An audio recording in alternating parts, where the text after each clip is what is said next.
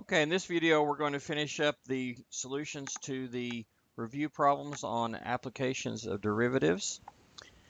So hopefully you've already worked these and we're just now coming back to check them. Problem number 10, we have a swimming pool that's 15 feet long and 20 feet wide. Its depth varies uniformly from 2 feet at the shallow end to 12 feet at the deep end. Uniformly would mean that this is just a straight line coming down here from here to here. You can see a diagram of it here. The pool is being filled at a rate of 1,000 gallons per minute. The rate, what we want to know is the rate of change in the depth, how far this is going up this wall here at the deep end when the depth is 6 feet. So it's a related rate problem. And we're going to need this conversion factor. A gallon is approximately 0.1337 cubic feet.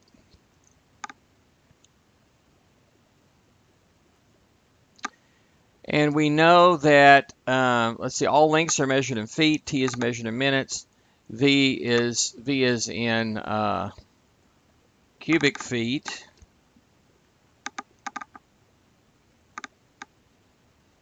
And let's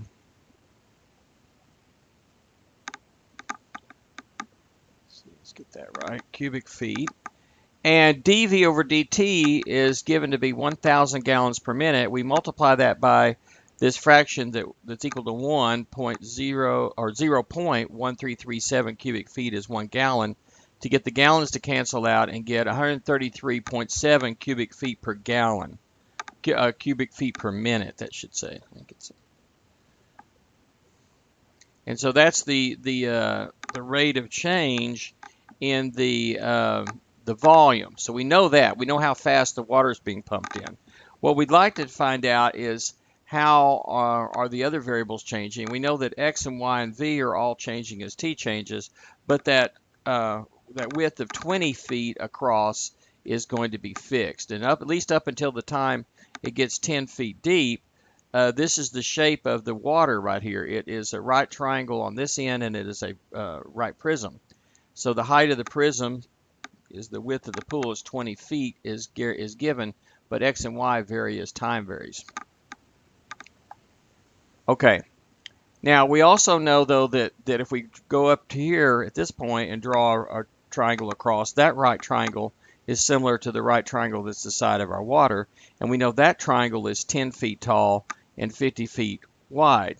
So we know that the ratio of that 50 is to 10 as x is to y.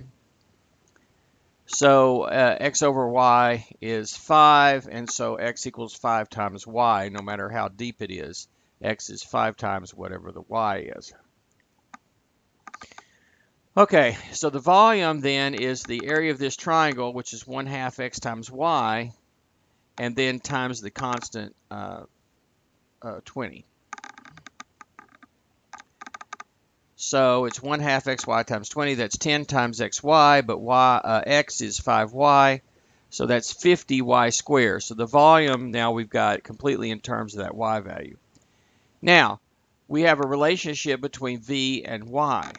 Now we take the derivative with respect to time. We notice that both v and y are changing as time changes. So the left side we just get dv over dt. On the right side we get 100y times dy over dt, applying the chain rule. And we know dv over dt, we want dy over dt. So we're going to solve for that by dividing both sides by 100y. And so now we have the expression that we want here. Now at this point, and only at this point, we can plug in our known quantities. So y is 6, that goes in here, so there's a 6 there. And we know that dv over dt is constant, it's 133.7 in the units that we're needing here. And work this out on a calculator, it is 0.22283 with the 3 repeating, and that is in feet per minute. Multiply by 12 inches per foot, and that turns out to be 2.674 inches per minute. So when the depth at the end is 6 feet, the water in the deep end is increasing in depth at a rate of 0.22283 feet per minute, or about 2.674 inches per minute. Here's another related rate problem. an airplane flying east at 400 miles an hour goes over a certain town at 11:30 a.m. and a second plane flying northeast, and let's be specific about that. That's north 45 degrees east. So in other words, due northeast. Okay. At 500 miles an hour goes over the same town at noon. How fast are they separating at 1 o'clock p.m.? So here's the diagram that we're looking at this when we're looking at it from above. Here's the town. The first plane flies over at, what was it, 11:30. And at 1 o'clock, it's at this point right here. So it has traveled at a speed of 400 miles per hour from 11:30 to 1 is 1.5 hours. No, yeah, 1.5 hours. So 1.5 hours times 400 miles an hour is 600 miles east. So this is distance is 600 miles. This angle, actually the north 45 degrees east says you look north, you rotate 45 degrees this way. Well, 45 degrees this way means this is also 45 degrees, or pi over 4 and radians, and it is 500 miles because it traveled from 1 mile at 500 miles per hour is 500 miles. So there's plane C. But at any particular time, we get a triangle that's somewhat like this of sides of length A, B, and C, where C is the distance between them, A is the distance from plane 1 to town, B is the distance from the town to plane 2, and any time after the plane B starts, you're going to get some kind of triangle like this. But notice A, B, and C are all changing as time changes. This is drawn to scale for the particular time that we want. Okay, but the angle here is fixed. It's really the only part of this that's a fixed number. The relationship among these sides of any triangle is given by something called the law of cosines, which is a generalization of the Pythagorean theorem. Law of cosines says c squared equals a squared plus b squared. That's like the Pythagorean theorem. Then you got this extra term minus 2ab cosine of the angle opposite side c. Now that angle here is fixed, so I can go ahead and plug that in. I can't plug anything else in yet, but I can plug that in. Cosine of pi over 4 is square root of 2 over 2 times that negative 2 is negative square root of 2. So that square root of 2 is really 2 times the cosine of angle C. If you'd had a different angle, then this would be a different number. Now we have a relationship among A, B, and C, and which are all changing as time changes. So we take the derivative with respect to time of both sides. The left side is just 2c dc over dt. Here we get 2a dA over dt plus 2b dB over dt. Here we have to do the product rule. I'm going to think of negative square root of 2a as the first term, first factor, and b is the second. So it's the first times derivative of the second, so it's negative square root of 2a dB over dt, and the second one is b times the derivative of the first, which is negative square root of 2 dA over dt. And then divide both sides by 2c, and we get the expression that we need. And c is the square root of a squared plus b squared minus the square root of 2ab. So now we've got it all in terms of a and b and dA and dB. Okay? And just plug everything in now. A is 600, that goes here, and here, and here, and there. B is 400, that goes in here. B is 500, goes in here, and here, and here, and here. And dA over dt is the speed of the first plane. That's 400 miles per hour. That's here and here. And these are both the speed of the second plane, which is 500, which is here and here. All right, so we got this expression. And just work it out.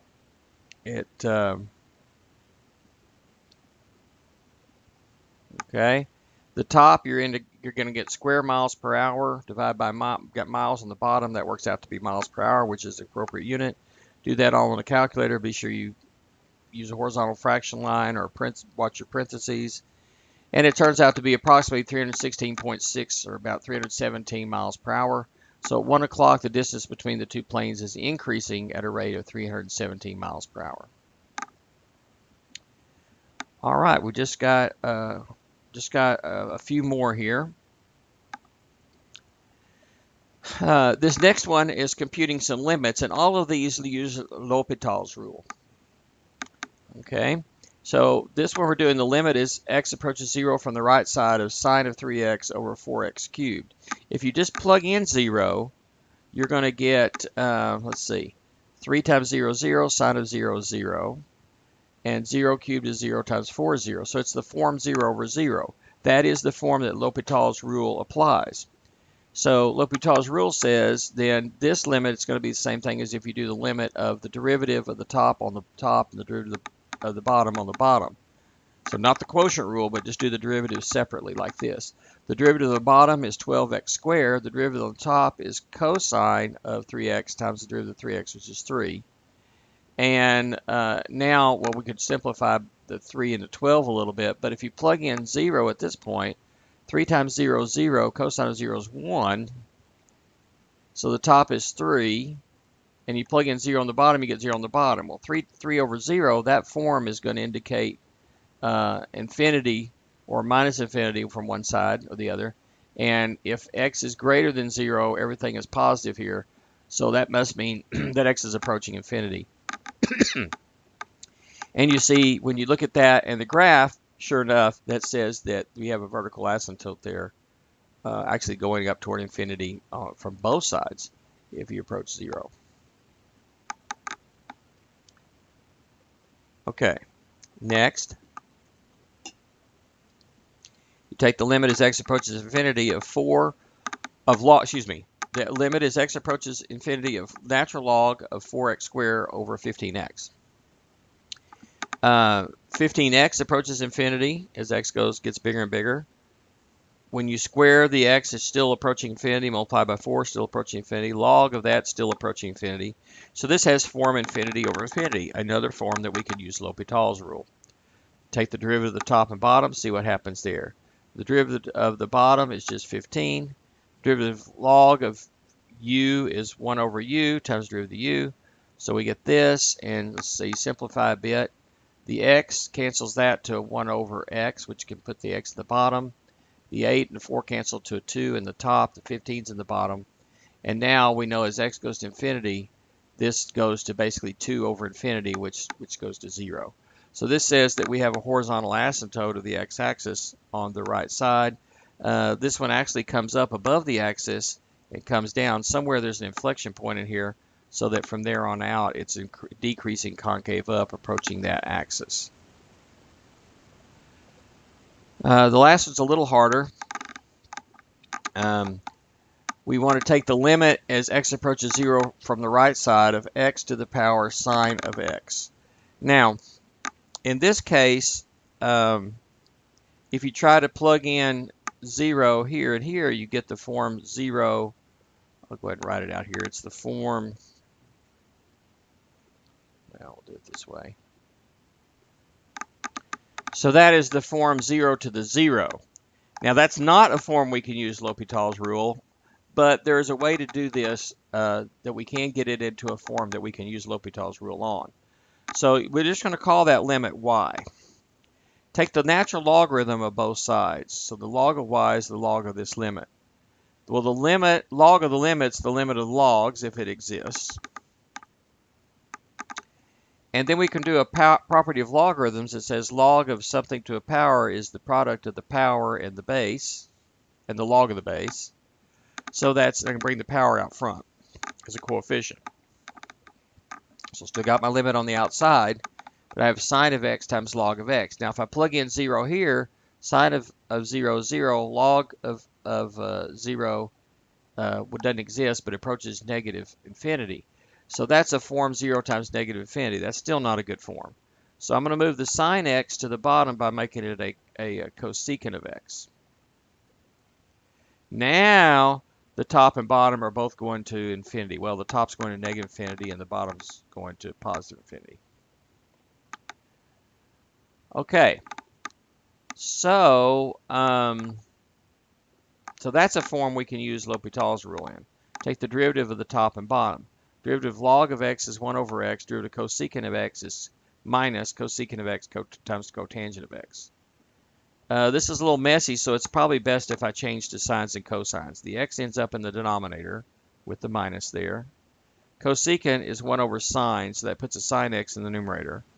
Cotangent is cosine over sine. So the cosine gets left in the bottom. It throws a sine up to the top with the other sine of x, makes a sine square. If we plug in 0 here, we get 0 over 0. So once again, we can use L'Hopital's rule again. So the derivative in the top is 2 sine x cosine x. The derivative at the bottom, I need to use the product rule. So it's negative x times derivative cosine x is minus sine x. So that's x sine x. Plus the first term, negative x times derivative of the second. Let's see. First times derivative of the second, it's cosine x times derivative of the first, which is negative 1. Okay, so that's just minus cosine x. Okay, that's good. And if you plug in 0 everywhere now, the top goes to 0 because this is 2 times 0 times 1 is 0. 0 times sine of 0 is 0 times 0. So that's 0. But cosine of 0 is 1, so that's negative 1. That goes to 0 over negative 1, which is 0.